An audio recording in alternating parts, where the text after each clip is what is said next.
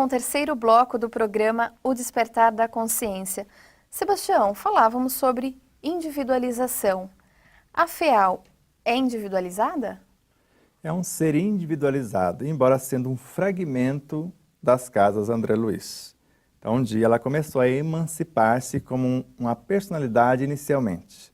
Mas essa personalidade FEAL, nascendo inicialmente com a Rede Boa Nova de rádio, simplesmente Rádio Boa Nova, depois transformou-se numa rede, ela queria crescer.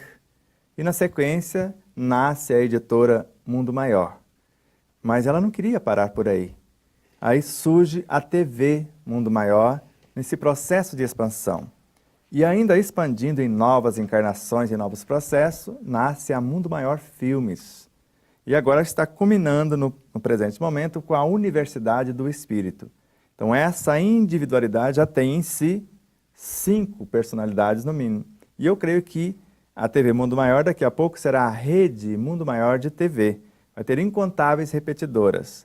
E assim vai indo. Mas quem possibilita tudo isso existir, o alimento que gera e nutre tudo isso, é o Clube Amigos da Boa Nova. E se alguém quiser fazer parte desse cenário, você, como nós já somos sócios, mantenedores desse projeto ou partes integrantes dessa individualidade, se ligar para 0800 12 18 38, a pessoa começa a fazer parte com o seu cenário neste cenário também. Ela passa a ser o nosso representante onde quer que ela se encontre. Não só na manutenção desse projeto, mas na divulgação, na propagação da ideia. Seria uma honra tê-lo conosco, não só como elemento que vai sustentar esse projeto, mas em especial pela divulgação, pela expansão da ideia. Então participe deste clube, assim como você participa também aqui dos temas deste programa. Sebastião, linhas de força e princípios subatômicos. Explica para a gente essas duas incógnitas. Isso é coisa de André Luiz inicialmente, porque a ciência, creio que quando André Luiz estava estudando isso, a ciência não estava estudando isso por aqui. Então, na obra Nos Domínios da Mediunidade, ele deu ênfase, materializou isso no nosso plano, para ser mais exato. Quando alguém questiona ele em que mecanismo se baseia o passe, a arte de curar, ele começa a descrever em 1954, quando a informação chegou ao nosso plano. A vossa ciência atual já não tem no átomo o tijolo indivisível da matéria. Antes dele existem as partículas atômicas, o elétron, o próton, o nêutron. Antes, as partículas subatômicas, que nós chamamos de quarks, mesos, bares, etc. Antes, as linhas de forças, o mundo da energia, a energia universal, ondas.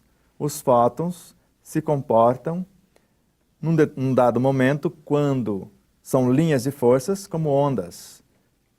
Quando ele está se movendo. Quando você olha para ele, ele para, aí você vê o fotopartícula. Então, as linhas de força são os elementos, se você olhar para ela, é uma infinidade de elementos menores, mas numa onda, viajando.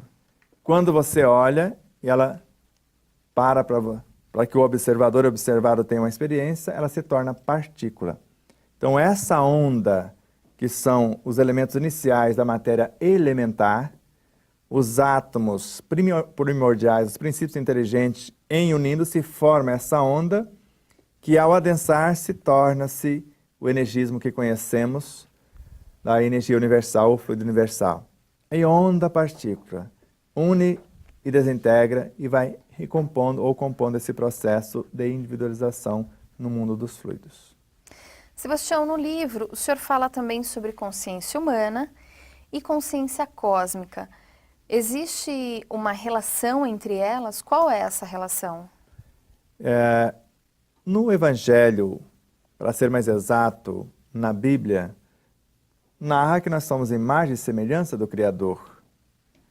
Então, a consciência cósmica, o arquiteto cósmico e Deus, com tudo que nele existe. Ou tudo que existe, porque não existe nada fora dele. Exatamente. Nós, como partículas dessa consciência cósmica, segundo o que Allan Kardec coloca na questão 144 do Livro dos Espíritos, quando ele questiona O que devemos entender pela alma do universo, pela alma do mundo, do todo? O princípio da vida e da inteligência, do qual nascem as individualidades que somos nós. Antes, ele, a individualidade una.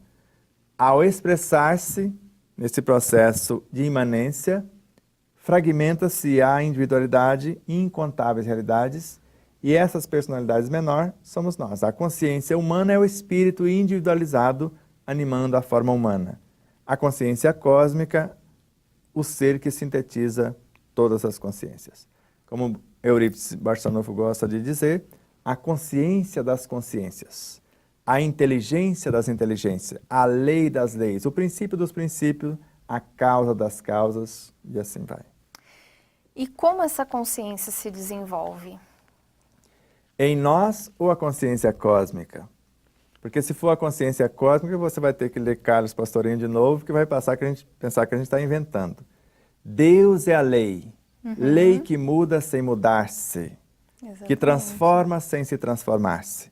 Agora vamos trazer para o nosso cenário, porque aí basta imaginar e compreender a consciência cósmica.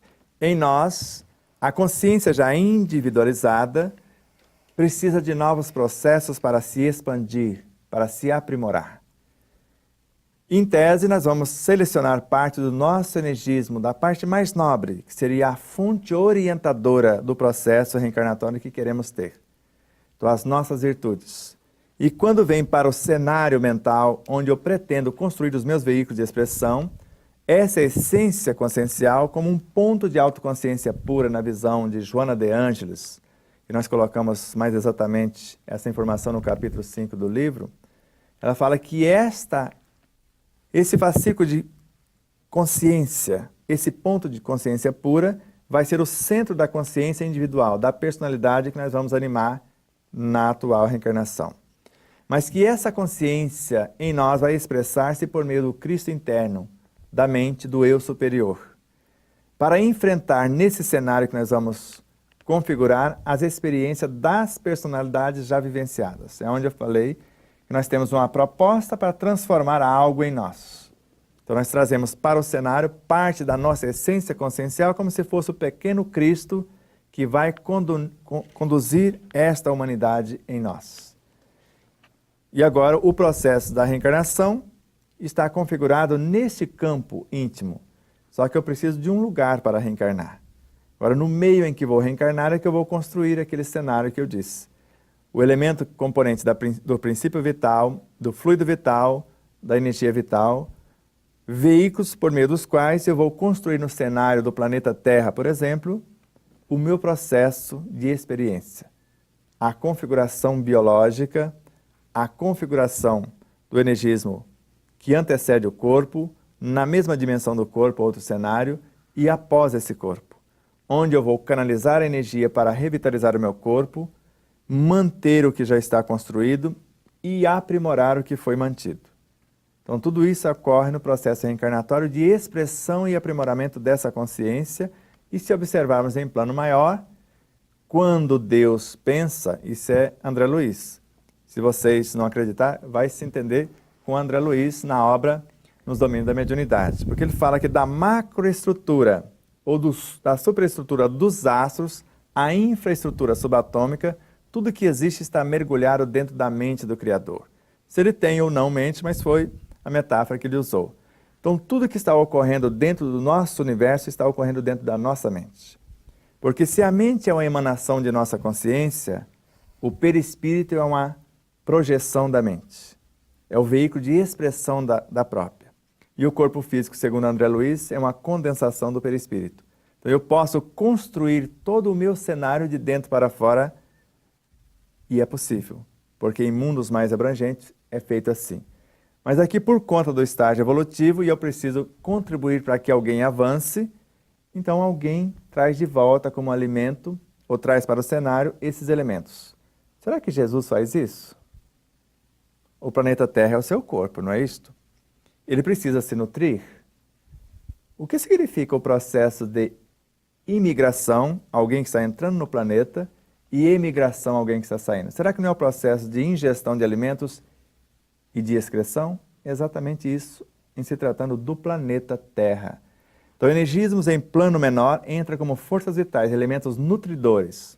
Seres como as crianças cristais, virtudes que encarnam como os hormônios que nós trazemos para o nosso cenário para melhorar as condições do nosso próprio cenário. Então, nós vemos que isso em plano menor e em plano maior, a lei que rege o micro rege também o macrocosmos.